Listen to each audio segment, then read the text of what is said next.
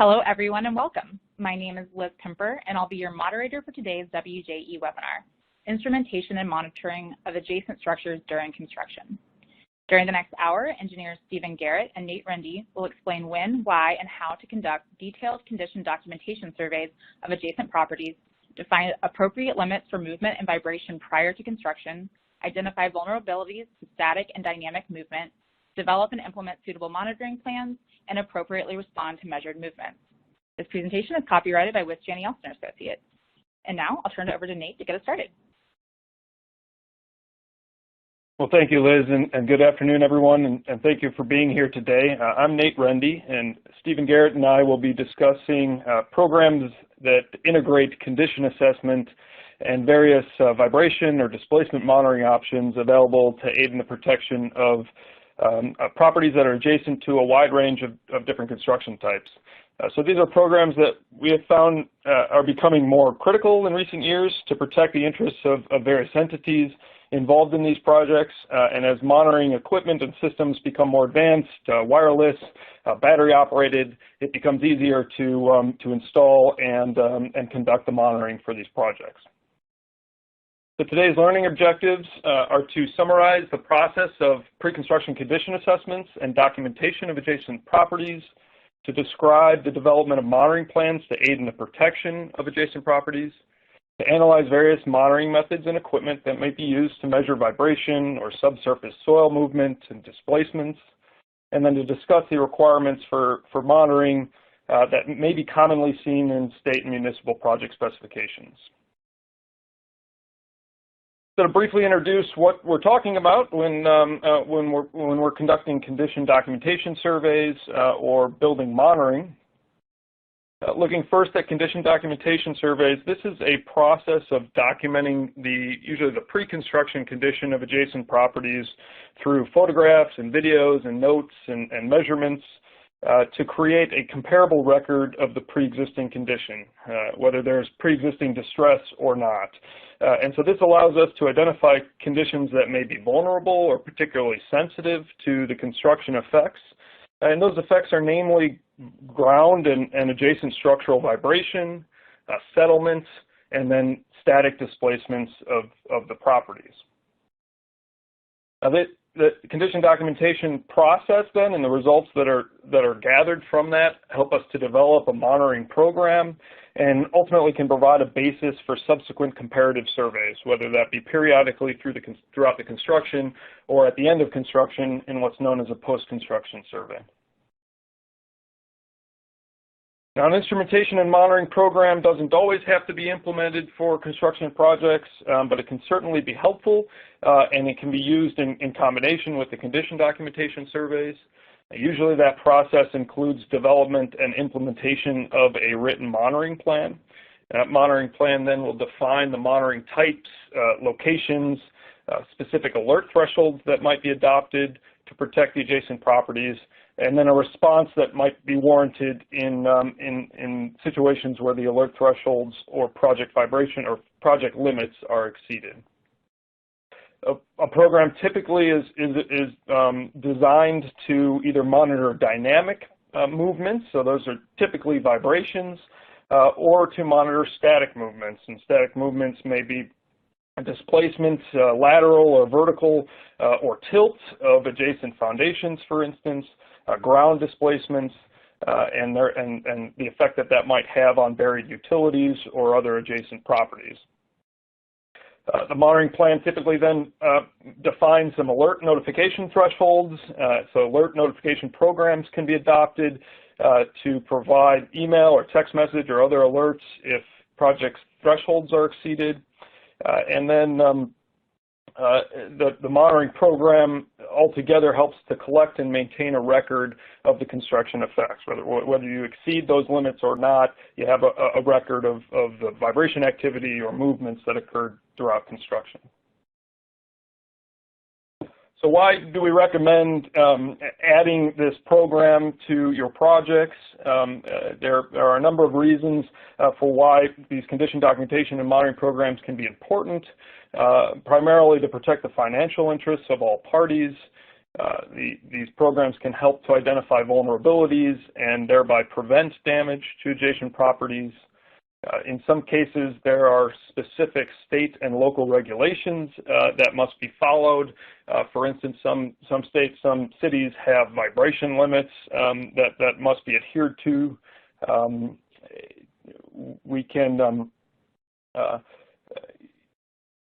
These programs can help us to evaluate and respond to damage claims from adjacent property owners, and also to respond to illegitimate claims of damage in cases where there were either pre-existing conditions or where there's a perception of damage from the building owner, and that needs to be refuted by the contractor, developer, or owner of the construction project.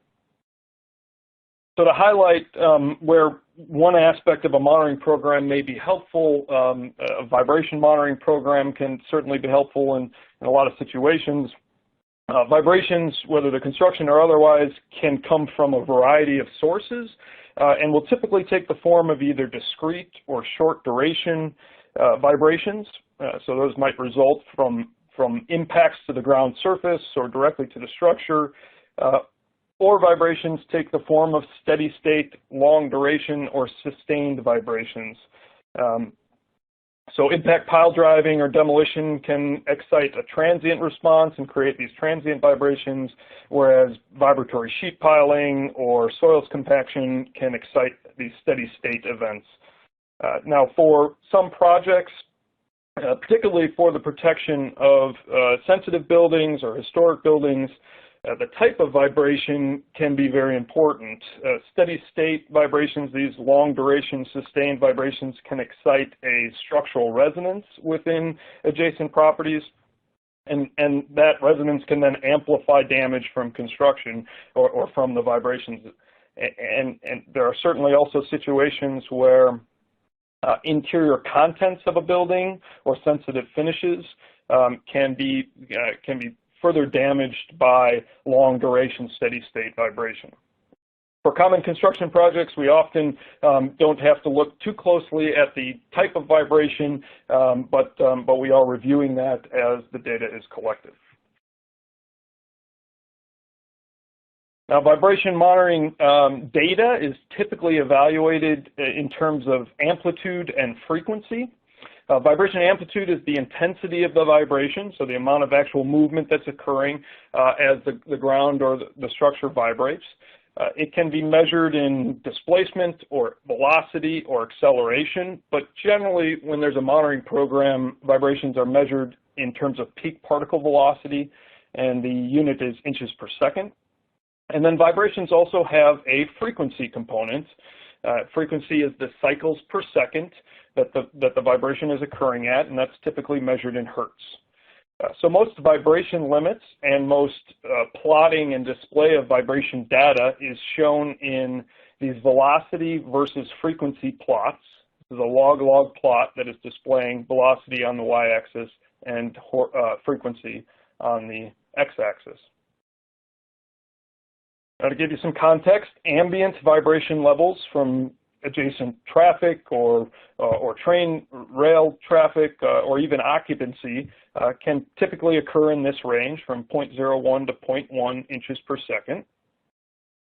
But perceptible levels, human perception levels, can be much lower than that. So there are some ISO guidelines that can help to plot the lower bound of human perception, and as you can see here, they're plotting that again on the velocity versus frequency plots, and so human perception is frequency dependent. Higher frequency vibrations can be more perceptible to humans, and certainly that's a subjective evaluation. You might be more sensitive when you're at home or attempting to sleep, for instance, than you would in an office setting. A lot of times you'll see a 0.03 limit, kind of a frequency independent limit for human perception that is referenced or mentioned. Now, thresholds for what may cause building damage, and these are typically conservative thresholds that have been evaluated empirically and recommended by certain agencies. are again frequency-dependent limits, but they occur at much higher amplitudes than what may be perceptible to humans.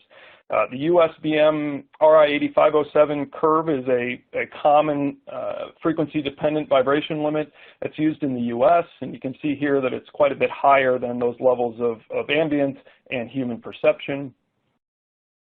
There are other organizations that have other referenced standards, including this international standard from the German DIN standard. That standard includes multiple lines that define vibration limits for various situations, the lowest being this line 3, which defines a lower bound limit for high sensitivity or historic preservation structures. You can see it's still well above perceptible levels.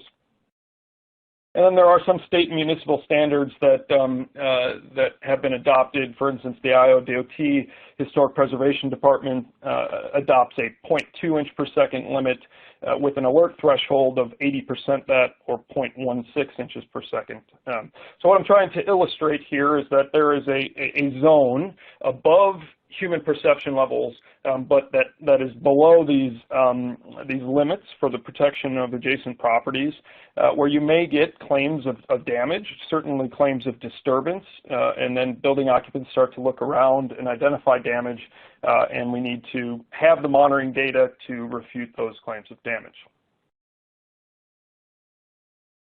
Now, some considerations for owners and engineers and contractors that are considering implementing these programs.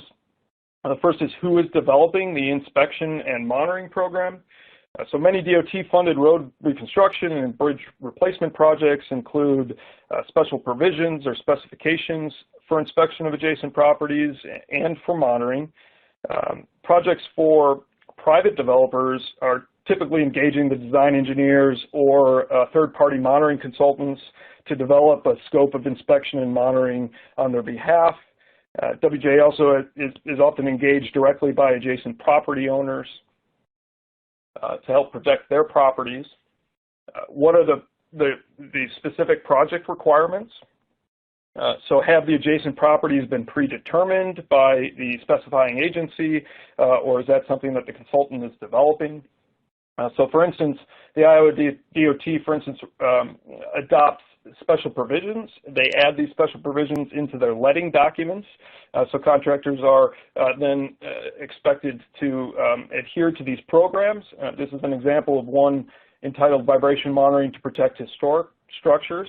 And in this special provision, the DOT has already pre-selected the addresses that must be assessed and monitored during this particular project. WJE also gets involved in creating these specifications at the design phase of the project, and so this is an example of a vibration control specification that is in an AIA format that was developed for a specific project, and here's an example of the highlighted section there. All buildings within 150 feet of the project site shall be surveyed and monitored per the requirements of this section. What construction processes or conditions may affect adjacent properties. So this basically necessitates reviewing the project plans and identifying the construction processes that may produce either ground vibrations or perhaps the direct transmission of vibrations into the adjacent properties. So that might include vibratory sheet or H-pile installations, caisson drilling activities, vibratory compaction efforts, or what may produce static displacements of adjacent properties. Large excavations may result in settlement and or lateral translation or rotation of adjacent property foundations or movements and settlement of buried utilities or directly undermine those foundations and utilities. Which adjacent properties may be affected? There's a need to look to evaluate what construction processes will be completed, and then how far do we need to go from the site perimeter in order to protect adjacent properties. Are there sensitive conditions that need to be considered? Certainly there are situations of distress, like cracked masonry walls that may be more vulnerable to vibration or additional settlement. There are situations where we're adjacent to high-value properties. You can imagine projects adjacent to luxury homes and museums, particularly high value. Historic properties adjacent to construction, and even sensitive buried utilities and systems, not only sensitive from a damage standpoint, but also perhaps from a safety standpoint. There are buried force mains or pressurized gas lines that must be specifically considered during development of one of these programs. And then ultimately, who should be retained to develop and implement this program? Are your design engineers able to develop this program, or are you looking for a third-party consultant to do that? A number of different project applications for which these programs may be helpful. Certainly building demolition, bridge demolition. So here's an example of the new I-74 over Mississippi in Bettendorf, and the old bridge, which will be demolished this summer. And that demolition process will include blast demolition of the suspension spans and dropping those down into the river, as well as both blasting and conventional demolition of the piers and abutments. And so certainly a need to protect adjacent utilities and structures. Building development projects, specifically those in urban areas, dense downtown areas, or in historic districts, have major excavation components and vibratory processes. Road and bridge reconstruction projects, utility improvement projects, and these often are right downtown areas. A quarry or development rock blasting, so situations where rock has to be blasted using dynamite in order for it to be removed. This is kind of a unique example. It's an overhead view of the Fort Myers Airport property and several adjacent rock quarries that are to the south of the property. And we've been involved in a long monitoring program to help protect the terminal building, as well as existing and new air traffic control towers at the airport. Installation of earth retention systems. So pile driving, whether it's vibratory or impact related, certainly is a concern. And then these major excavations with bracing and whatnot, it can lead to displacements or movements of the soils behind the walls. And there are some examples of soil mitigation projects where there's major excavations occurring that can lead to displacements of the ground and soils behind the walls. So how do we develop scope for these projects? Well, there's a process involving review of the specifications and special provisions that have already been adopted for the project. For us, we review the project documents and the specific construction methods that will be employed. We review the adjacent properties. So sometimes that's conducting a preliminary site visit to walk around and take a look, or just using satellite and street imaging websites. And during that process, then we're evaluating the type of adjacent structures and potential vulnerabilities in those structures. We also like to review utility and subsurface structure plans and details, and sometimes that's hard information to gather, the current condition or details for buried utilities, but it can be particularly effective to review those and consider that. And then we select the properties for the condition documentation. So here's an example of an overhead view of a demolition site for parking garage demolition, where there are 7 or 8 adjacent properties that have been selected for a condition evaluation program. And then we will develop a monitoring approach to protect those properties. So there are various monitoring options that can be employed, again, vibration monitoring or displacement monitoring. And our plans, our scope development will review those options and select appropriate options, monitoring locations, start to consider installation requirements, and evaluate monitor duration. There may be situations where the monitoring approach needs to be phased to follow construction. So for instance, road or utility reconstruction projects through dense downtown areas or historic districts can require a phased approach, both economically and to follow construction. And so here's an example of a downtown area where the DOT has selected 25 properties for a pre-construction assessment process, and we've developed a phased approach to the monitoring and the condition assessment during that multi-year construction process.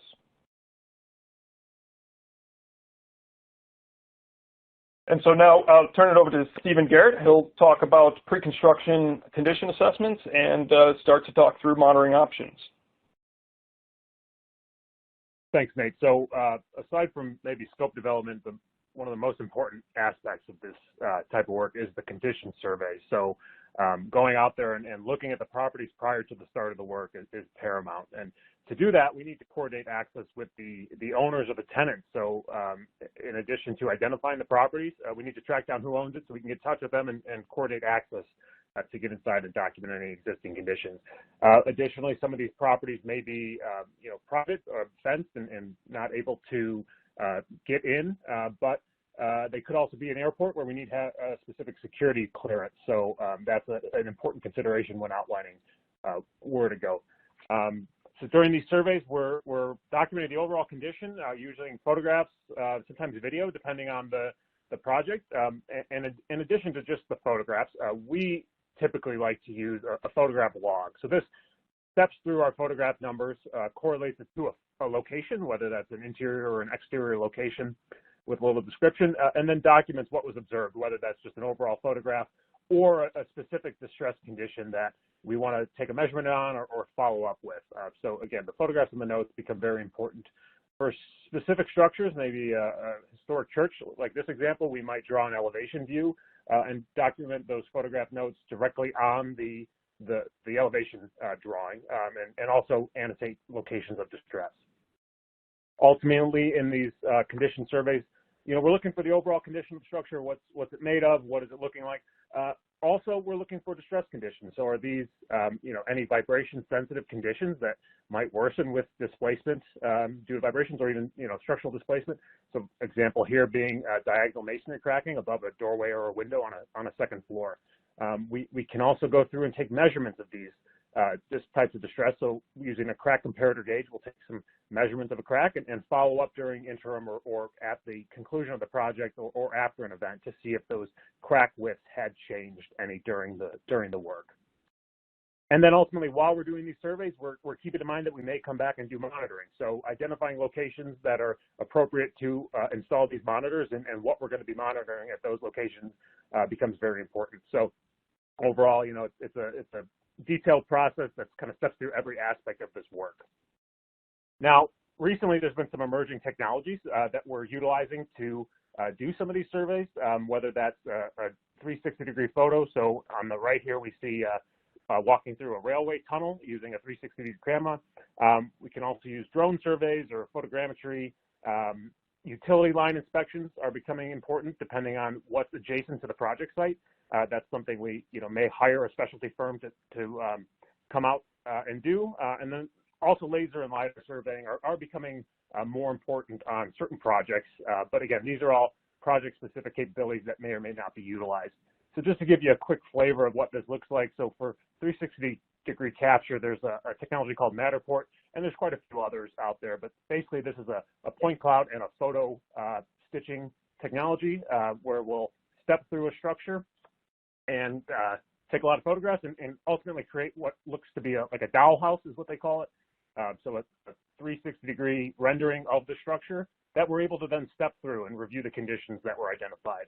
And this ends up being a nice tool for the owner to have a record of, and also for the other interested parties to kind of step through and look at the conditions that were identified in a given structure. Another emerging technology is gigapan or photogrammetry, where a robotic camera mount will take hundreds or even thousands of photographs of a structure and then stitch this together into a seamless panorama image that you can then zoom in and locate different distress conditions that might have been identified. So a rapid and easy way to create these records. Here's an example of zooming through a gigapan. So obviously a large building facade, many stories, you're able to zoom in seamlessly and get detailed high-resolution images. So here we're looking at some distress below the gutter. You can also zoom in onto the roof and localize a very small damaged shingle. So obviously a very powerful tool for both documentation and then ultimately viewing these, these records later on. Drone inspections are becoming more and more common. Utilized on the right project, they're very effective. So WJA has 35 FAA licensed drone pilots with thousands of hours of flight time. We utilize these for more difficult access projects. So trying to identify, trying to identify, conditions on roofs or areas where we can't access ourselves or with our difficult access team. These are also used for widespread roof surveys, looking at, post-hurricane damage, things like that. So again, very powerful tool, and these drones can be fixed with still cameras, video cameras, as well as infrared cameras. A very powerful tool, useful on the right project. But again, 95% of our projects, really, it's just the photographs and the notes that are important. So again, while we're doing our pre-construction surveys, we're trying to identify specific conditions that might be vibration or movement sensitive. Here's an example of two conditions at a building. On the exterior, there's a brick facing that was attached to the original brick facade. It was pretty badly deteriorated in some areas. And then on the inside, we're seeing the masonry foundation with a concrete parge coat. So in both of these cases, there's already some deterioration present, and there's really no way to protect against additional damage. It's a deteriorated condition that's likely going to worsen. So we'll do our best to document it at the onset of the project and monitor during the work to attempt to limit the damage to these existing conditions. Here's an example of some step cracking in an interior CMU wall. We identified this on the first floor, and we're able to get into the crawl space. And then once there, identified some pretty widespread floor joist deterioration to the point where even one floor joist had fractured. So obviously this is a floor settlement issue. Owner was aware they had installed some shoring, but obviously something to make sure it was documented thoroughly and do our best to monitor during the work, in addition to the stabilizing repairs that were already implemented.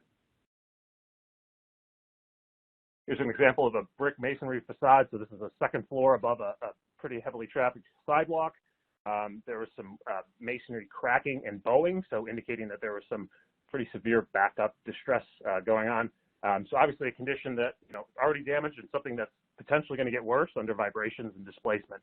So this was an interesting project in that we were then tasked with developing some stabilization repairs. So we involved some WJ architects that are involved in this kind of work, and we're able to come up with a temporary stabilization during the construction project, so that the masonry wouldn't dislodge, and then ultimately the building had to be repaired and retuck pointed, and some more extensive repairs were done. But this was a good temporary stabilization to mitigate during the work.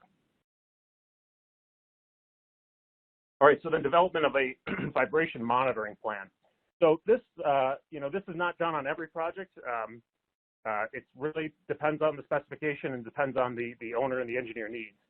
But this is a separate task where we'll create a report for the project record, which outlines, the properties that are being protected, the construction schedule and means and methods to implement this protection, what protocols are being in place. So where do we have vibration monitors?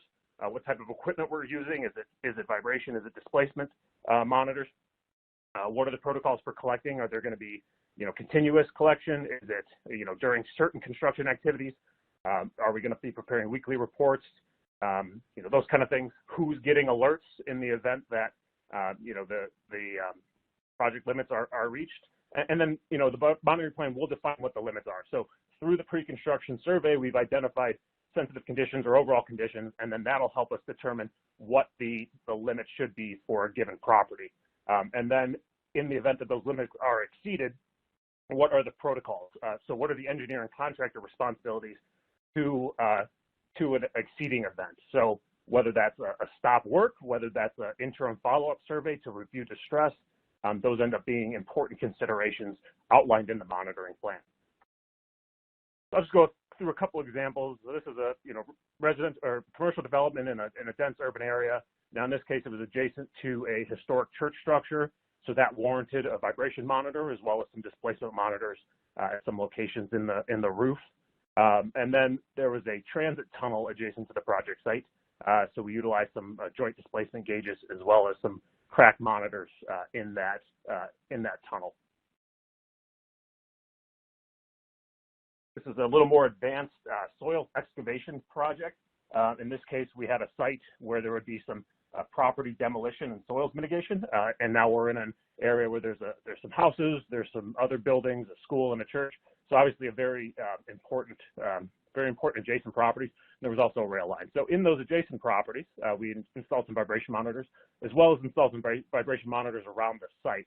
So particularly, we installed these vibration monitors adjacent to the railroads and adjacent to several buried utility lines, as well as that adjacent medical building. So, throughout the work, the demolition, the soils excavation, and mitigation, these monitors were continuously monitoring and were powered by the site provided electricity. And then each of those utilities had their own specific vibration limit. This is another unique example where we implemented some displacement monitoring. So using a GPS-based system that Nate will talk about in a little bit, we were able to monitor, X, Y, and Z soil displacement in real time and remotely. So another unique aspect for this particular project. So what kind of options do we have as far as vibration monitoring equipment? So typically we're looking at a seismograph, which consists of a geophone and a recording unit, the seismograph, connected to a wireless modem. So what we have is a system that can be remotely deployed, put on external power, and continuously collect data, send it back to our office, and we're able to process the data and view it in real time. So when we're deploying this equipment, there's a lot of considerations. We'll briefly touch on these, but essentially we're looking at, how long is equipment going to be deployed? Is it a couple weeks, months, many years? That'll dictate where we place it, what kind of protections are in place, how we're going to power this equipment, and considerations for site security and disturbances. So really, ultimately, we want to make sure this equipment is installed appropriately, secure, and will be powered during the full duration of the project. So just some examples for interior applications. We have a lot of options available. Essentially, there's power inside. We have many methods of security. So really, it's probably the easiest application for these. And we do often do exterior applications. So some of these units are fully waterproof and on battery and can be deployed without really any other protection. Sometimes we're utilizing waterproof enclosures and solar panels. And then we can also bury these geophones. So if we can't affix them to a structure, we can bury the geophone and then just protect the seismograph. So very versatile as far as monitoring equipment, and very useful depending on the project application. Here's an example of the result or the data portal. So all of our vibration equipment, hundreds of seismographs across the country, we can able to track these and see how they're doing as far as battery power, project information, where they're located, and how everything's working. Additionally, we're able to look at specific monitors, and we're able to view both in real time as well as a full project log the vibration data. So this is an example of looking at a specific monitor, looking at a particular range, both the date range and the amplitude range. We can select a small portion and look at some of these exceeding events where we recorded something above the project threshold. Then we're able to review the waveform. So as Nate indicated, the type of vibration is just as important as the frequency and amplitude. So we're able to do this all in real time through this data portal. And more commonly, we'll also send a weekly report to the project team. So what this weekly report involves is a summary table. So what were the peak amplitudes during that week? How did the total vibration data compare to the project limit? So that's this middle plot here. And then we're also able to look at the time log. So what were the vibrations like each day of that week? And in this example on the right, you can see that there's the 5 days of construction activity during the normal week and no activity going on the weekend. So these end up being an important part of the project record. And these weekly reports would also include any discussion on triggered events or exceeding events. that were above the damage threshold. And I'm going to pass it back to Nate, who's going to talk through some displacement monitoring options. Okay, so vibration monitoring is an important aspect of these monitoring programs and increasingly being adopted on more projects, but there's certainly a need to measure and monitor displacements of adjacent properties, and to be honest, vibrations can cause direct damage, but they can also cause static displacements, and so those have to be evaluated independently in many cases. There's a number of different monitoring options for displacement. Crack monitoring or joint monitoring, so monitoring the changes in width or offset across a crack, can be done either with analog gauges that are attached across the crack or with digital means, so LVDTs or sensors that are installed across the crack. Most construction projects employ some level of periodic elevation or positional surveying to track ground movements adjacent to the property, to the project, or of adjacent structures. You can even use robotic total station surveying, so some of that can be done robotically. There are a number of different displacement monitoring options using some sophisticated equipment like lasers or GPS-based displacement monitoring or tilt monitoring systems. And then there's another category of subsurface soil movement monitoring known as inclinometers. So stepping through each of these, analog crack gauges are typically in the form of either avant-garde or other types of crack gauges that are permanently installed across the crack and allow you just to visually see a change in the X or the Y axis using some crosshairs. As Stephen mentioned earlier, we often measure crack or joint widths using optical gauges or little reference cards. Here's an example of monitoring at the Holy Name Cathedral in Chicago, where we had some kind of semi-permanently installed deflection or displacement systems. This is quite simply a steel ruler attached to the underside of a roof purlin, and the little angle bracket allows for the relative movement between the roof purlin and the wall to be measured. And then there are more sophisticated monitoring options. This is an LVDT device that's installed across a joint in a CTA tunnel, and it's connected to a wireless node logger. And so there's a base station in the station several hundred yards away that's collecting data from multiple devices like this and providing real-time access to that data in a cloud server or a website or to the monitoring consultant. I mentioned manual or periodic elevation and horizontal positional surveying as being often utilized. Quite simply, this is surveying usually done by a licensed surveyor, which contractors typically already have engaged on the projects. But optical targets can be added to adjacent structures to evaluate displacement of the foundation or locations higher on the wall. And you can see here a couple of those reflective targets added to these walls. There's even some more sophisticated prism devices that can be attached for more accurate measurement.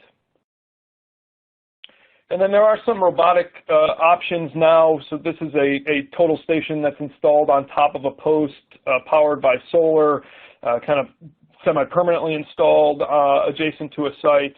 And what this particular device in this installation is measuring is the displacement from rail clip prisms that are attached along the rail line to meet the requirements of the railroad to confirm that their rails are not deflecting or displacing during an adjacent excavation.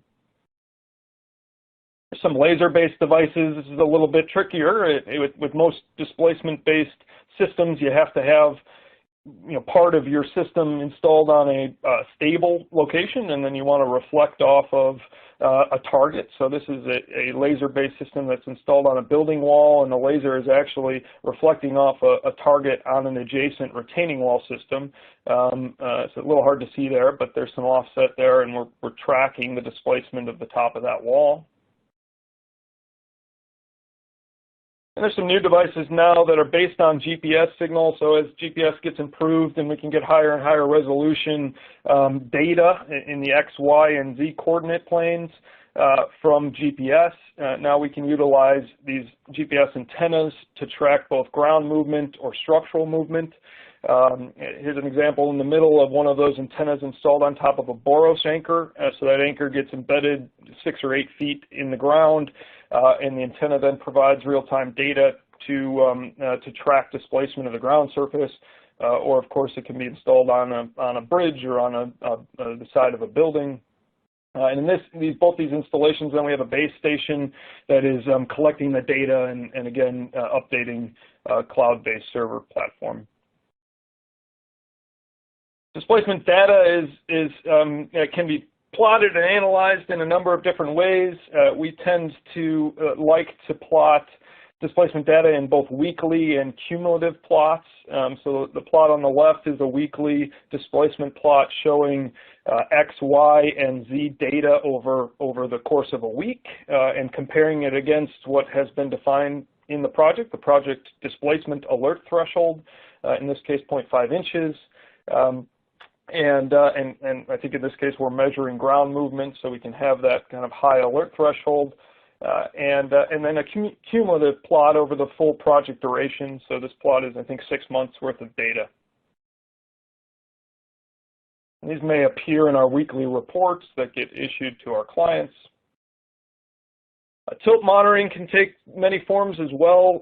Tilt sensors are generally either uniaxial or biaxial, and biaxial tilt sensors can give you kind of in-plane or out-of-plane rotation of a wall. This is a wired system that's installed on a masonry wall adjacent to a major construction project, and in this case that wall was actually undermined and underpinned as part of the construction. So this tilt monitoring system was installed to monitor its displacement. And now there's some new wireless sensors that can run off of lithium batteries and that we can kind of install anywhere as long as we can put a hub logger on the site somewhere. And so here's some examples of wireless tilt sensors that are installed on various walls adjacent to construction.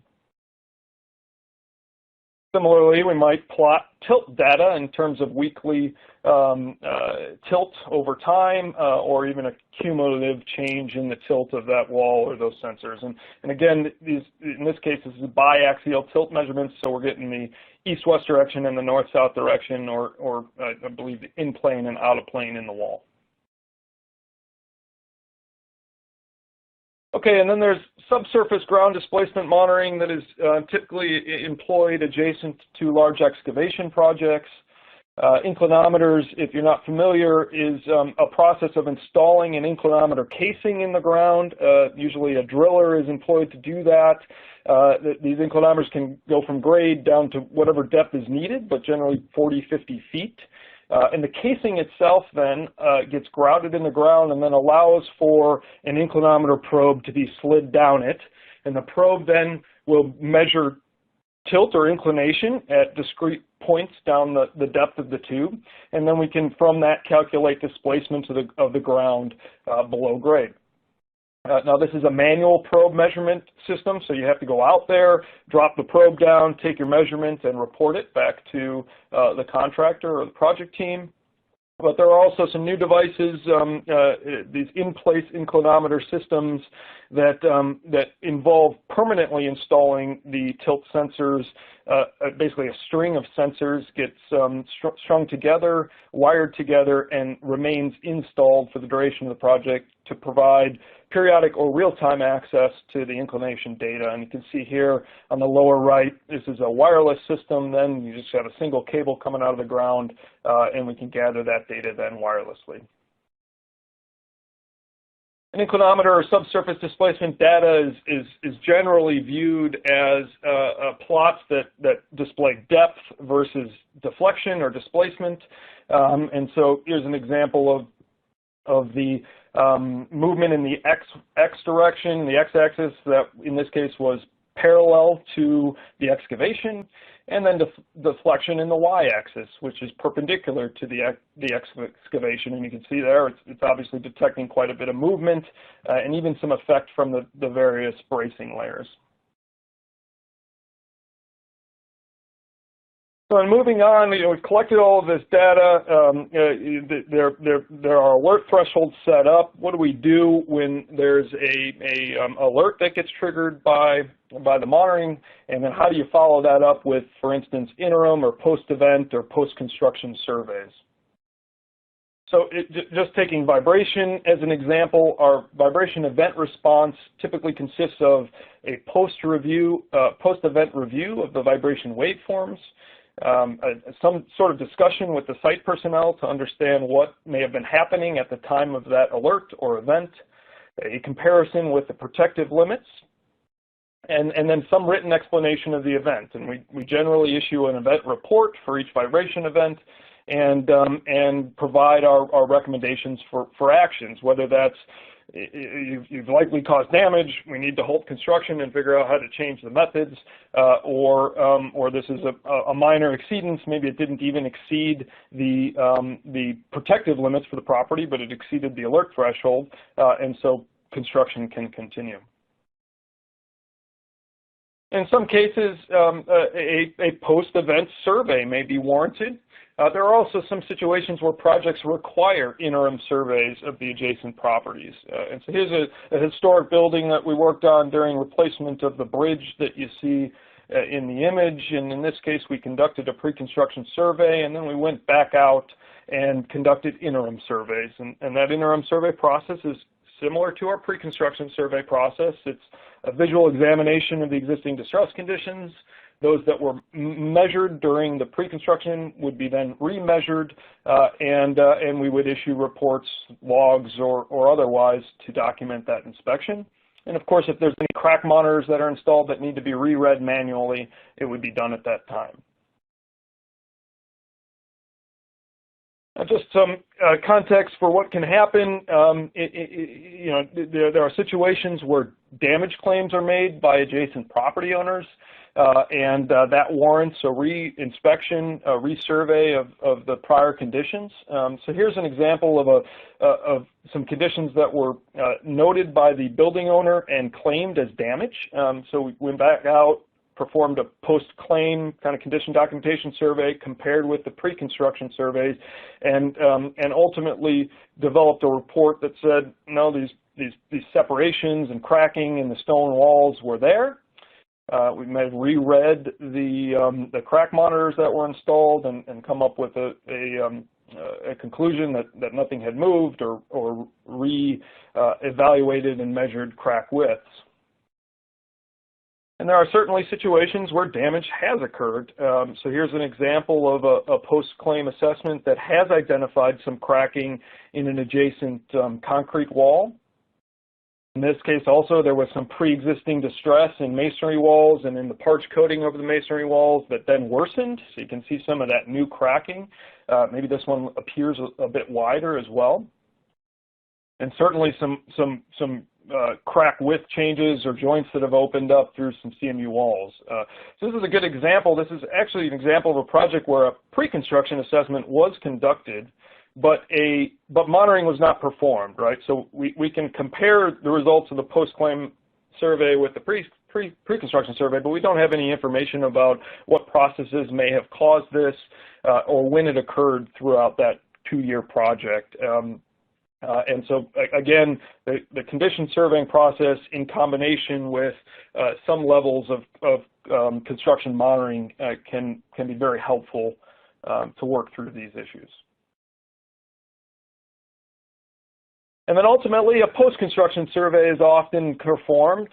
In this during this survey. We're again inspecting the property, removing equipment, surveying the pre-existing conditions for any changes, identifying if any new distress has developed, and developing a condition record, right? The nice thing about a full post-construction condition survey is you're walking away with a record of condition that is part of the project record, and nobody can refute that then a year later or beyond, right? So it's a nice way to close out a project.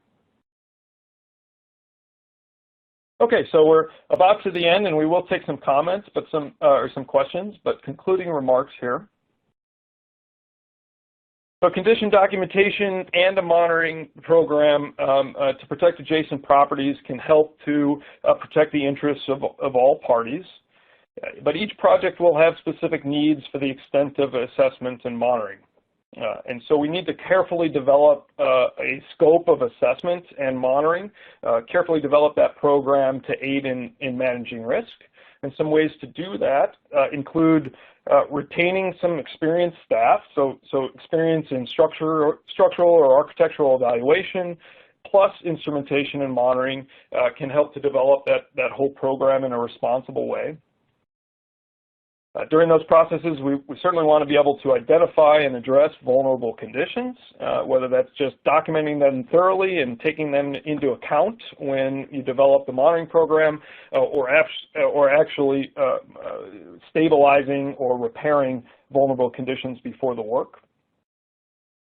We want to collect comprehensive documentation of the pre-construction conditions, and then develop and implement a suitable monitoring plan. And ultimately, we need to responsibly respond appropriately to the monitoring data, right? Through evaluation of alerts and coordination with the contractor to respond appropriately to any events or exceedances. So Stephen and I really appreciate your attendance today, and I think we will take some questions. Okay, let's take our first question. What is the contractor's responsibility regarding existing damages that worsened due to construction activities? Well, that's a good question. There are some legal statutes in certain areas, certain cities and downtown areas that you know, from what I've seen, basically put most of the responsibility on the adjacent contractor not to cause damage, and that could be either new damage or changes in existing distress conditions. Certainly, there are situations where the existing distress, you know, can't effectively be protected, and you know, it's helpful to then have that discussion early on, right? Conduct a thorough pre-construction assessment, identify those conditions, and start to plan for what to do about them. Either they need to be repaired, things need to be stabilized, the construction methods need to be altered in order not to cause damage. But ultimately, I'm not a lawyer, but the statutes indicate that the contractor would be responsible for any changes.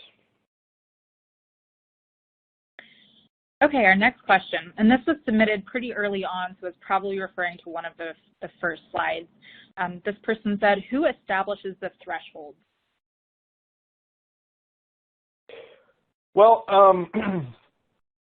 that depends. I mentioned that there are special provisions or project specifications that get embedded from certain states, or even on private projects that get embedded in the contract documents for the contractor. And so some of those may define vibration limits coming from the state level or the Historic Preservation Committee or whoever has created that special provision. Usually we consider those to be starting points, meaning if we conduct a pre-construction assessment and we identify conditions that may be even more sensitive than what is outlined in these specifications, then we may recommend a lowering of the limits. And we've had situations go the other way as well, that the limits that are in the specifications are just too protective, and there has to be consideration for actually getting the work done. And so we may recommend higher limits if the structure type and condition warrants it. Otherwise, the project team is looking at the design engineers and or a third-party consulting firm to help to develop and define those vibration limits. And so it's certainly helpful to engage those folks early on in the planning process during the design phase, basically, on projects that are going to be adjacent to existing buildings or utilities or other sensitive structures. All right, that was a partial answer to this next question, but I'll go ahead and read it. For, say, a downtown developer high-rise, do you typically come on board during design, or more often are hired by adjacent property owners after they realize that their existing buildings are shaking? Well, WJ is a structural and architectural consulting firm, so we have a pretty wide range of clientele. So I would say both. If we're working with, or if it's a developer and or contractor that is knowledgeable about these options and prefers to include them in the projects, then we may get involved in the design phase and or shortly after the project is awarded and the contractor is selected and they're starting to look at how they can complete the work and still protect adjacent properties. There are plenty of examples where we've been contacted later, even before the construction has begun, by adjacent property owners with the interest of protecting their property, or well after the fact, and even after damage has occurred. Obviously, much harder for us to go back in time and understand when and why damage occurred, but we're able to review monitoring data from other sources.